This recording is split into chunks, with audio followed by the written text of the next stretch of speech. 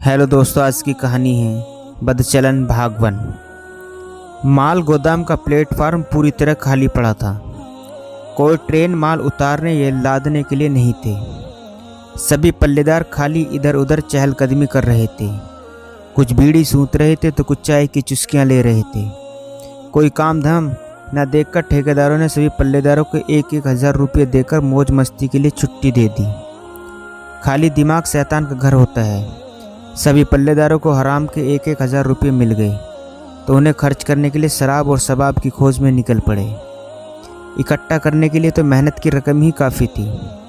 हराम के रुपये थे, इसलिए सभी एकमत होकर चल दिए शहर की बदनाम गली जीबी रोड की तरफ। मेरी इच्छा नहीं थी, मगर साथ तो चलना ही था।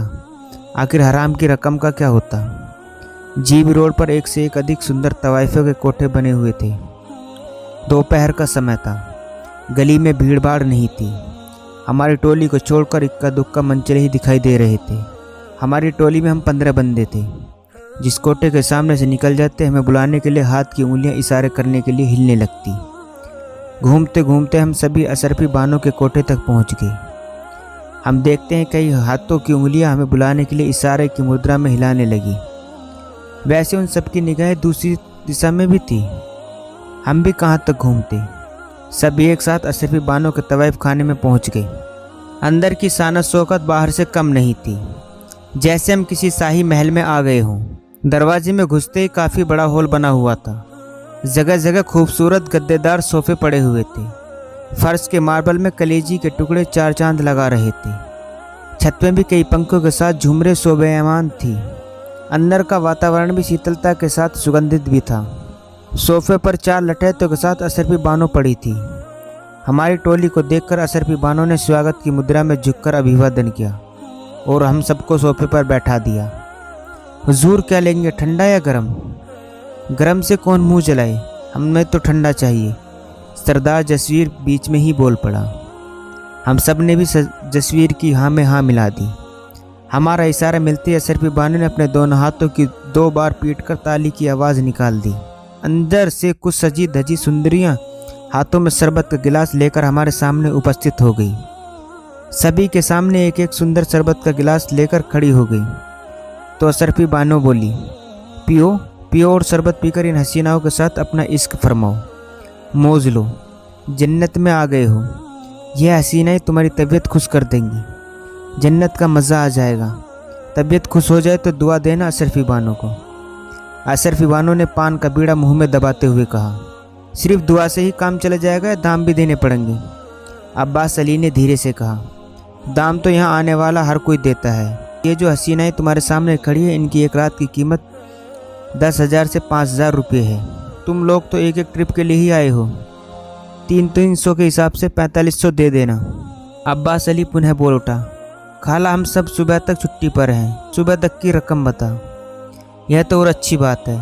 सुबह तक तो वैसे ही इनकी बहुत रकम बनती है, मगर तुम लोग कई इकट्ठे होकर आए हो तो 1500 के हिसाब से 22,500 रुपये दे देना।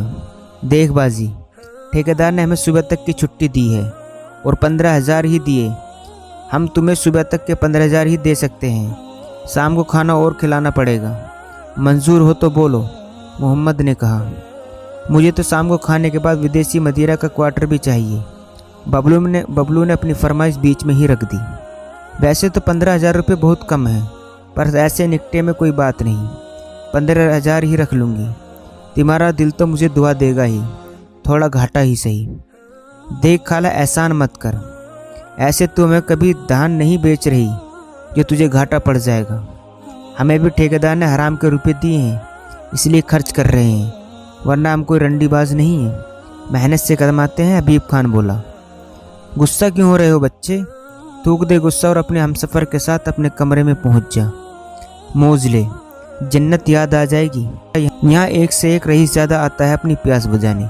जाओ अपने अपने कमरों में, जन्नत की सैर करो।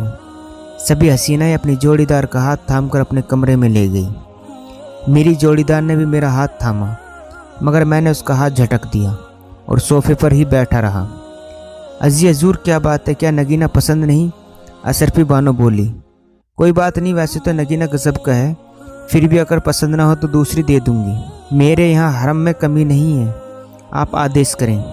अशरफी बानो कोई नई लड़की हो तो बात बन सकती है। मुझे तुम्हारे घिसे पिटे नगीने नहीं चाहिए। नई लौंडिया? हाँ, नई लौंडिया भी है। रात ही आई है, अभी धंधे के लिए तैयार भी नहीं हुई है। पर कब तक नहीं होगी? यह अशरफी बानो का कोटा है, धंधा तो उसे ही करना पड़ेगा।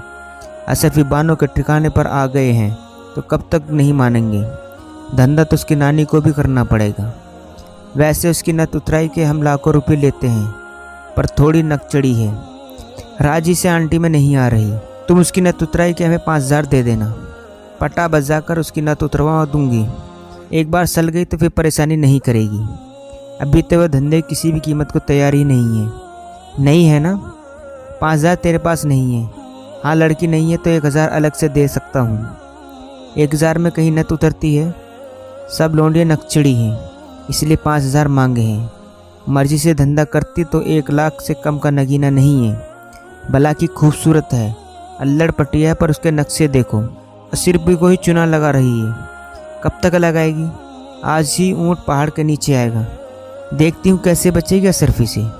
तुम 1,000 रुपये ही दे देना, कम से कम धंधे पर तो शुरू हो जाएगी। एक बार रास्ता बन जाए फिर तो सड़क पर गाड़ियाँ फर्राटे भरती ही रहेंगी।